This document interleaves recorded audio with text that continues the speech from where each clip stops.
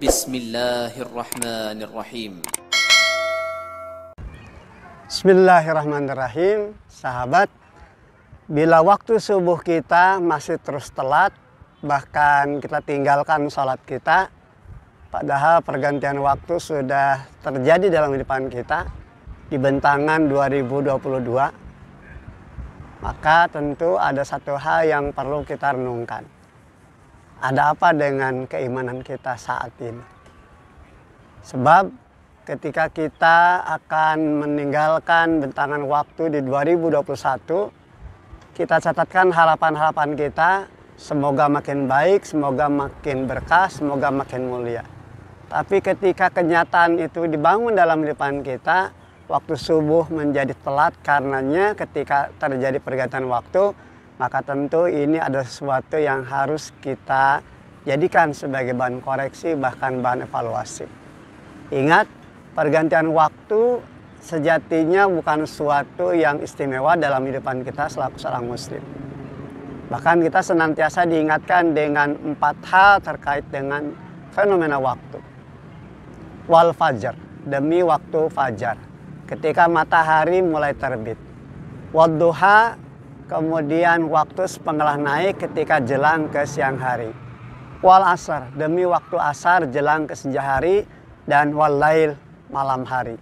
Ini semua adalah bagian dari sebuah ketetapan insya Allah SWT bahwa fenomena waktu tersebut bisa membawa kemuliaan dalam kehidupan kita, namun dia bisa membawa kerugian dalam kehidupan kita, bahkan kehinaan dan kebinasaan, bergantung bagaimana kita mensikapi waktu-waktu tersebut di dalam kehidupan kita.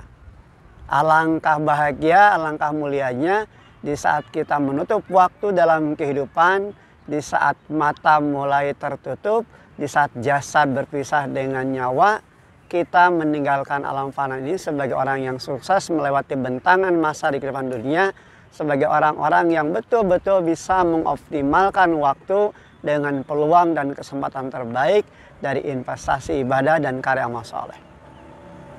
Namun tentu sangat merugi ketika subuh kita terus-menerus terlambat, bahkan kemudian kita dengan berani meninggalkan waktu-waktu sholat kita. Karena tidak ada sesuatu yang akan merubah sikap hidup kita, melainkan ketika kita jaga sholat kita. Maka perbaiki sholat kita, kehidupan kita pun tentu akan diperbaiki oleh Allah SWT. Jalan hidup kita berputar pada masa di mana kita senantiasa berada pada kondisi-kondisi yang tentu saja selalu berubah sesuai dengan dinamika dan romantika, bahkan problematika yang ada di dalamnya.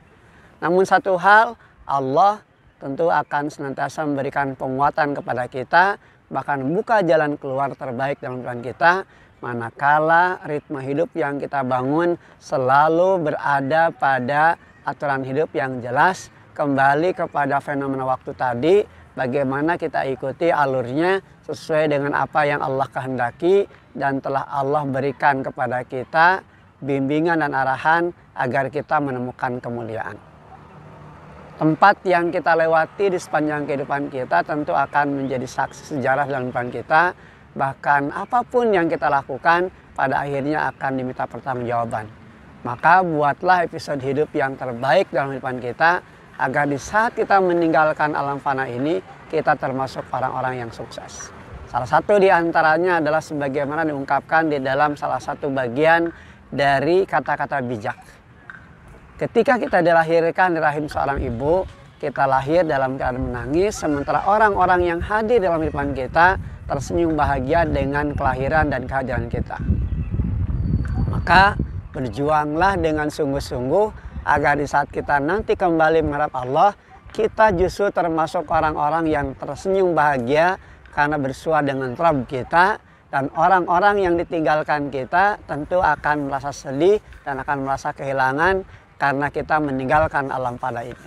Satu hal, sukses hidup kita bukan dalam kaitan apa yang ada dari jumlah benda yang kita miliki, dari pangkat jabatan yang ada, bahkan popularitas kita, tapi dari investasi ibadah karya amal soleh kita. Walhamdulillahirabbil alamin. Alhamdulillah.